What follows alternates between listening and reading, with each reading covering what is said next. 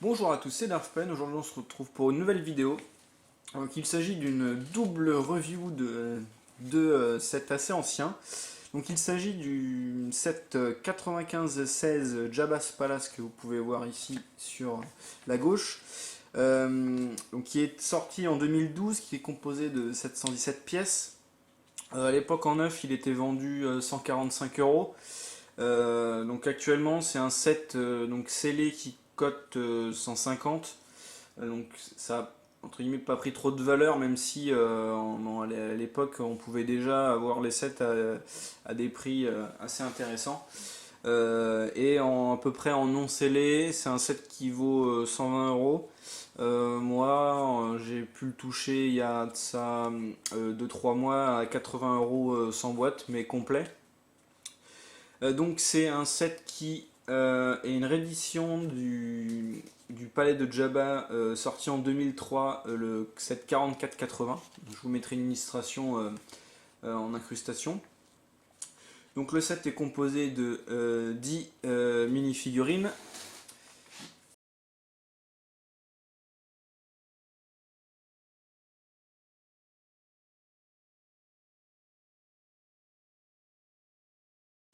Donc le set est composé de Chewbacca qui est disponible depuis 2004 dans 14 sets. Donc c'est pas une figurine qui est rare, hein. Je pense que si vous avez déjà des Lego Star Wars de 2004, vous devez, je pense, en avoir peut-être beaucoup.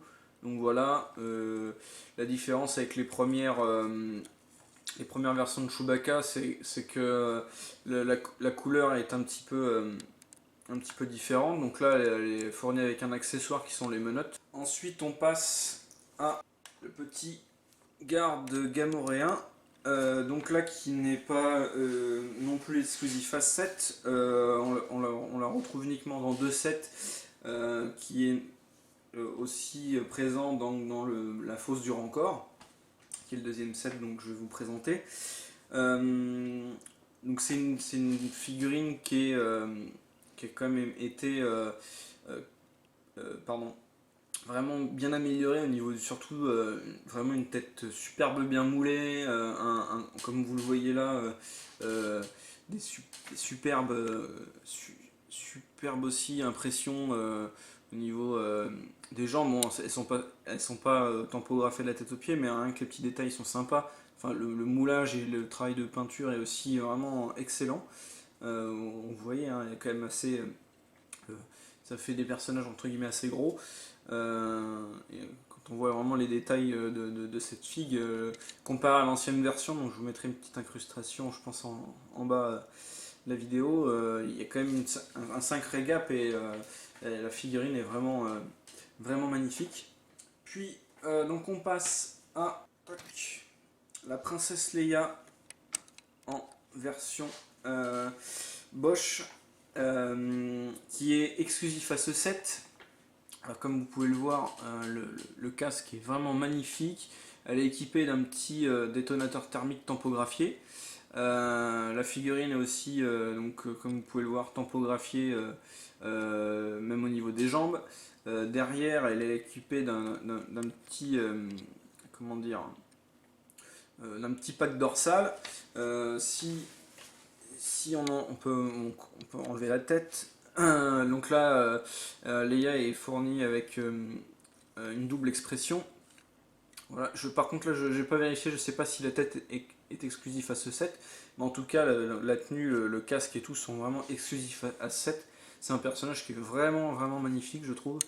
Euh, Là, il y a quand même, à partir de ces années-là, il y a quand même eu un vrai progrès au niveau de la qualité des minifigurines. Lego faisait vraiment l'effort de faire des moules un peu plus complexes. Ensuite, donc, on passe à la danseuse, hop, Oula, qui est exclusif. Hop, la petite mise au point. J'espère que c'était assez bien pour les autres. Qui est par contre exclusif à 7. On notera quand même les tampographies aussi au niveau des jambes. La tampographiie au niveau du torse est magnifique. Pareil, elle a une petite tampographie aussi sur le crâne. Voilà, derrière une petite tempographie où on voit ses chaînes. Donc qui est un personnage qui est exclusif à ce set, qui est aussi magnifique. Ensuite on passe à... Donc là il s'agit de Salacious Crumb, mise au point. Hop.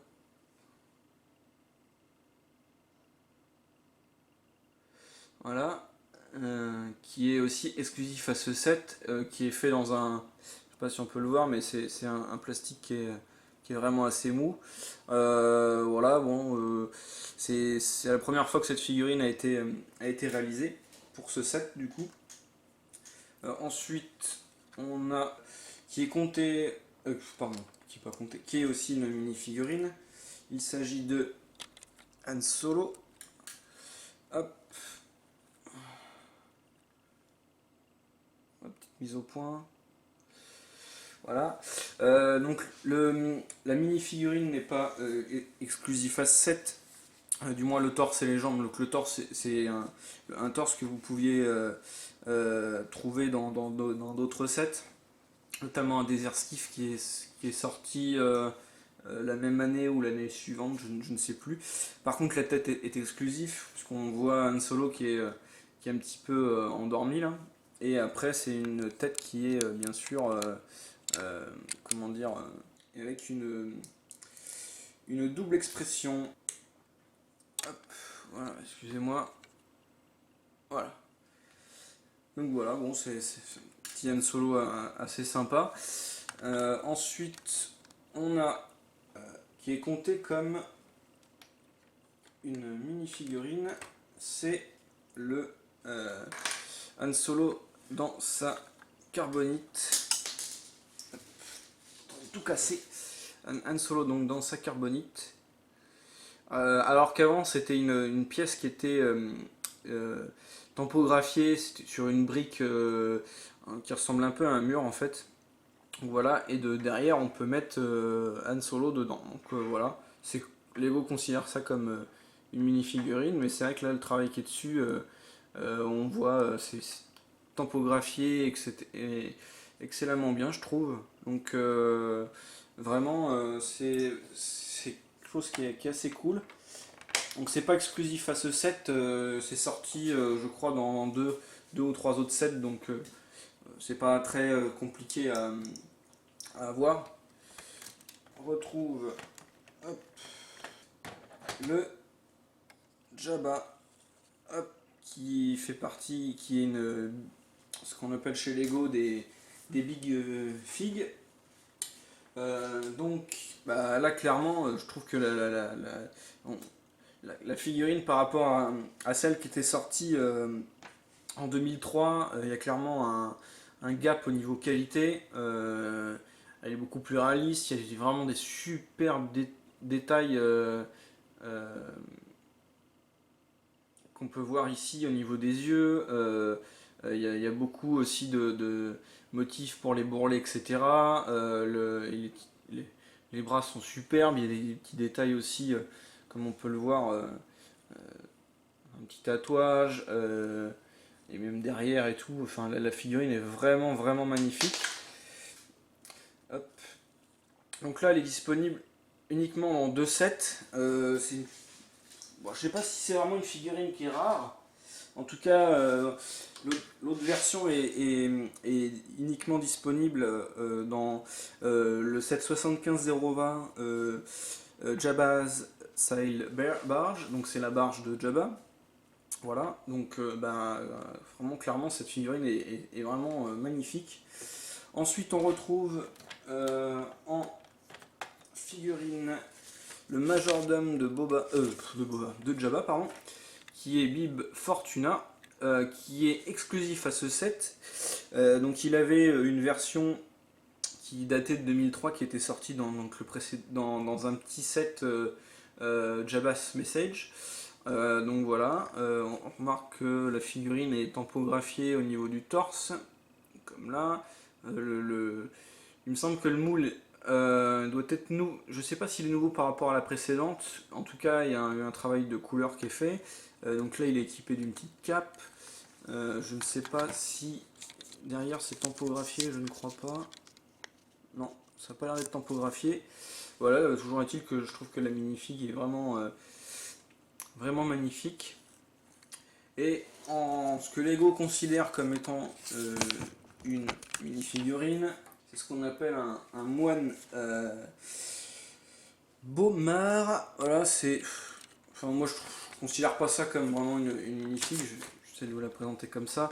C'est une figurine entre guillemets en brick build. Il y avait eu la même dans le précédent palais de Jabba. Donc voilà, bon, c'est pas très intéressant. Il y a dedans là pour. C'est une sorte de diamant, je crois, qui est dedans pour simuler les cerveaux des moines qui sont dans cet état-là. Donc voilà, c'est pas. Moi je considère pas ça comme une figurine, c'est pas. Y a rien d'exclusif ou quoi que ce soit.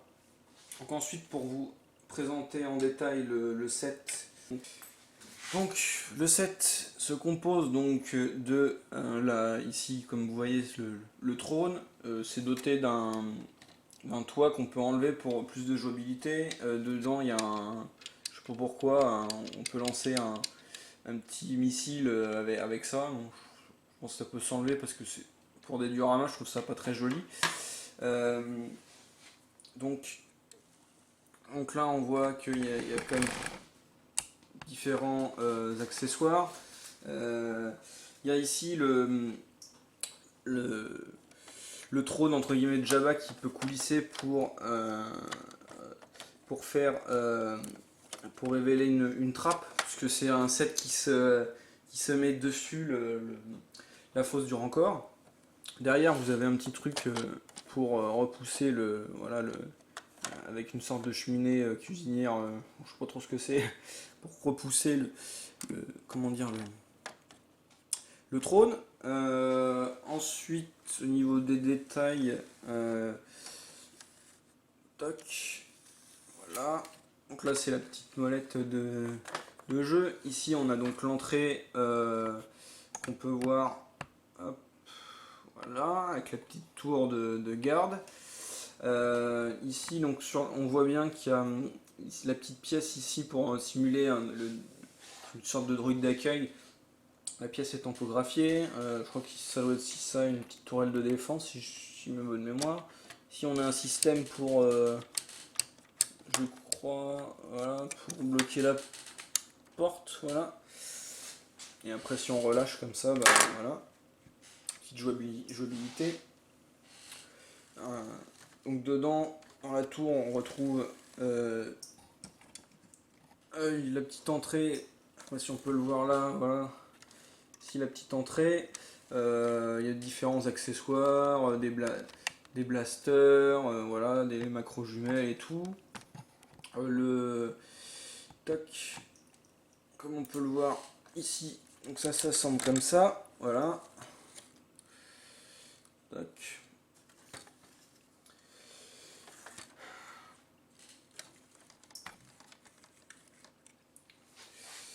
Donc au global, je trouve que le set est plutôt réussi. On va dire que je pense que le prix à l'époque était assez cher, hein, parce que quand même 717 pièces pour 145 euros, je trouve que ça fait un peu cher. Je pars du principe que moi je me fie beaucoup au prix par pièce, hein, je sais que certains ne vont pas être d'accord avec moi, mais quand on est à plus de 15 centimes du prix par pièce, je trouve que ça commence à faire cher, même pour la licence Star Wars. Ensuite, il y a quand même, ce qui est bien dans ce set, c'est qu'il y a quand même une belle quantité de mini-figurines. Certaines sont exclusives à ce set. D'ailleurs, je peux vous faire essayer de faire un petit panorama des figurines qu'il y a pour avoir une vue d'ensemble. Mais oui, rien que pour les qualités des figurines qu'on retrouve, moi je trouve que ce set il vaut le coup. En plus, il y a pas mal je trouve, un peu de jouabilité quand même qui sont assez sympas pour faire des dioramas sur, voilà, sur Tatooine. Donc voilà, vous voyez le bel ensemble de figurines. trouve qu'il est vraiment excellent. Donc voilà, ah, j'ai oublié les petits Salacious Crumb. Voilà. En plus, bah, c'est assez spacieux hein, par rapport à celui qui était sorti avant. Il y a quand même un gros gap de qualité et de fonctionnalité. C'est quand même un peu plus ressemblant de ce qu'on voit à l'écran. Rien que, vous voyez, le petit trône qui coule ici, tout, c'est déjà mieux fait. Ça correspond plus à la taille de Java. Donc voilà, moi je trouve que c'est un très bon, hop, voilà, je vous mets aussi celle-ci, hein. C'est un très bon set. Donc bah écoutez, on va se retrouver tout de suite pour la suite avec la review du set 75005 Rancor Pit. Donc là on se retrouve pour la review du Rancor Pit. Donc c'est un set qui est sorti l'année suivante du palais de Jabba. C'est le set 75005 qui est composé de 380 pièces, qui était vendu à l'époque 77 €, que j'ai pu me procurer en occasion complet, donc sans boîte à 58 €, en sachant que 59 est à 150 et en occasion bah, c'est plus 100 €. Donc le set est composé de 4 figurines. Vous retrouvez, donc là je vais pas pouvoir vous faire un truc un peu plus zoomé, mais voilà ce pourquoi le set est je pense intéressant. Donc il s'agit de la figurine du Rancor qui est la plus grosse figurine jamais produite par Lego. Voilà, je trouve qu'elle est vraiment magnifique. Elle a la possibilité vous voyez, on peut mettre même un personnage dans la bouche du Rancor. Ça doit fermer à peu près, je crois. Voilà. Vous voyez, oups, ça y est. Ah, j'ai pété là. Ah bah oui, je crois. Ah non, j'ai pas pété la chaîne. Mais vous voyez, il y a les bras qui tournent, il y a moyen de tenir toc, vraiment une figurine dans les bras du Rancor. La figurine est vraiment très grande, elle est magnifique, vous voyez, par rapport à la taille de ma main. C'est ce qui fait que le set est cher, hein. C'est juste pour cette figurine là, qui est exclusif à ce set, hein, qui n'a jamais été réédité. Ensuite, si on passe aux figurines suivantes. Donc, on retrouve un Luke, hop, qui est ici. Voilà. Donc, le Luke, petite mise au point. Le Luke, la tête est exclusive à ce set. Le torse n'est pas exclusif à ce set. On le retrouve dans le set 94-16, le Desert Skiff. Voilà. La tête est exclusive parce que bah, il a une double expression avec un petit côté un peu plus énervé et un côté un peu plus serein, on va dire. Voilà. Bon, c'est un look classique. Bon, ce qui est un peu gênant, c'est certaines fois, bah, ici, il y a un petit écart de teinte entre entre guillemets, la couleur chair et la topographie. Bon, c'est un petit détail hein, que vous retrouvez sur pas mal de figurines hein, qui sont censées être couleur chair au niveau de certains détails du corps. Ensuite, on retrouve le dresseur de Rancor qui s'appelle Malakili. Hop, voilà. Figurine qui est exclusif à ce set, hop, qui est muni d'un petit chapeau. Hop, et beaucoup de détails d'impression, les poils, je crois que c'est une sorte de besace. En tout cas, la minifig est vraiment sympa. Il y a une double expression. En plus, en tempographié derrière également. Voilà. Il y a un petit bâton de dressage, je crois. Voilà. Toc. Et on retrouve encore, comme je vous l'ai montré tout à l'heure, un autre garde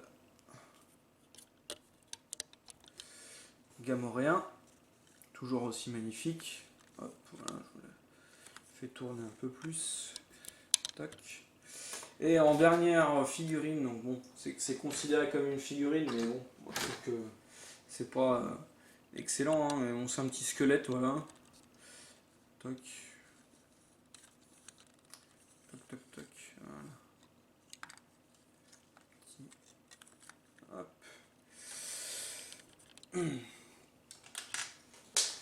Donc là ensuite je vais vous présenter le set.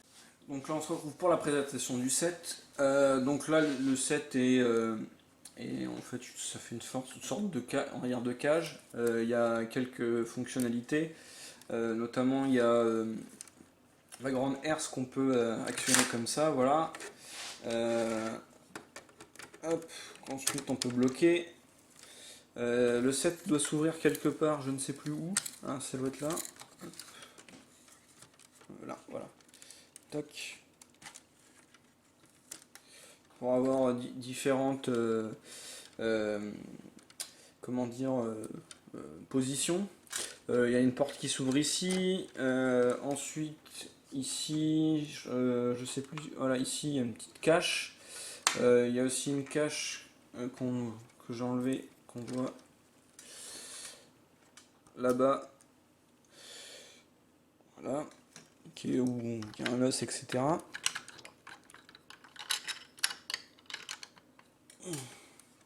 Ok, avec des petits accessoires, une clé, une sorte de fourche. Voilà, bon, le set est clairement pas fou, hein, au niveau de la fonctionnalité. Donc ce qui est à noter, ce qui est intéressant avec ce set, c'est qu'on peut y mettre le palais de Jabba dessus. Donc on se retrouve juste après. Donc voilà, on se retrouve une fois avec le palais qui est juste posé dessus. Comme vous pouvez le voir, il y a ici des petites pièces qui permettent, parce qu'il y a en fait des trous en dessous pour le poser dessus. Donc vous voyez à quoi ce que ça ressemble maintenant. Donc par contre, il y a deux problématiques avec dans cette façon de faire. Il me semble qu'il n'y en a pas d'autres, hein, mais je peux me tromper. Il n'y a plus la possibilité, comme vous pouvez le voir, hop, d'ouvrir la herse. Donc c'est quand même assez dommage. Donc bon, moi je trouve que c'est quand même pour quelque chose qui était entre guillemets pensé pour se mettre ensemble, c'est un peu gênant je trouve. On peut toujours mettre la petite tour, mais la problématique c'est que c'est un peu en suspension, donc bon, c'est un peu gênant pour tout ce qui est jouabilité, je trouve. Vous voyez, c'est un peu dans le vent.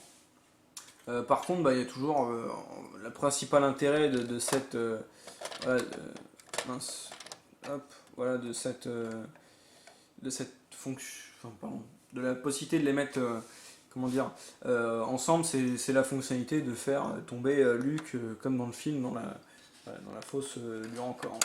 Voilà. Donc, je trouve ce qui est dommage, c'est que cette fonctionnalité-là n'a pas été super bien pensée, je trouve, dès le début.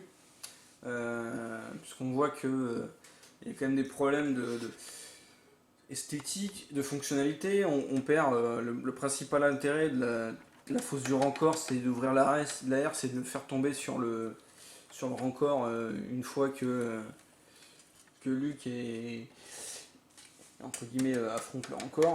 Voilà. Donc, pour recréer certaines scènes du film, je trouve un peu gênant. Bon, toujours est-il, ça fait toujours une fonctionnalité.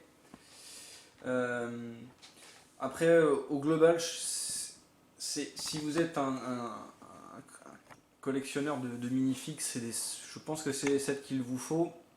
Notamment pour le Rancor Pit, c'est le principal attrait du truc, c'est du set par exemple, c'est le Rancor, qui est clairement une des plus belles figurines jamais créées par Lego. Comme vous pouvez le voir, elle est toujours autant détaillée, hein. Ça assure l'un des principaux attraits au niveau fonctionnalité du set, hein, forcément. Ensuite, bah, le palais de Jabba, je pense qu'il se suffit à lui-même, hein, il est plutôt vraiment plutôt réussi, hein, en termes de design général et de fonctionnalité. Après, bah, le gros bémol, c'est si vous voulez monter les deux sets ensemble, moi je trouve que ça perd un peu de son intérêt. J'ai vu des gens faire des mocks avec deux fausses du Rancor pour avoir un truc un peu plus grand et qui soit plus entre guillemets jouable avec la herse. Donc voilà, pour moi, si je devais noter ces 7 sur, entre guillemets, sur 5 étoiles, pour le palais, j'attribuerais la note de 4 étoiles. Et pour le Fosse du Rancor, ça serait plutôt un 3. C'est un set qui est quand même correct, mais pour le prix, au niveau intégration avec le palais, je trouve que c'est vraiment dommage. Donc voilà. Si vous êtes fan des figurines, bah foncez. Moins, si vous préférez tout ce qui est jouabilité, je pense qu'il faudrait faire l'impasse plutôt sur la fosse du Rancor que sur le palais. Voilà, bah en tout cas j'espère que cette première vidéo de review, qui est une double review, vous a plu. N'hésitez pas à me dire ce que vous en avez pensé. Et après, bah, si vous avez d'autres idées à émettre également, voilà. Voilà. En tout cas, bah, merci à tous et puis à la prochaine. Salut!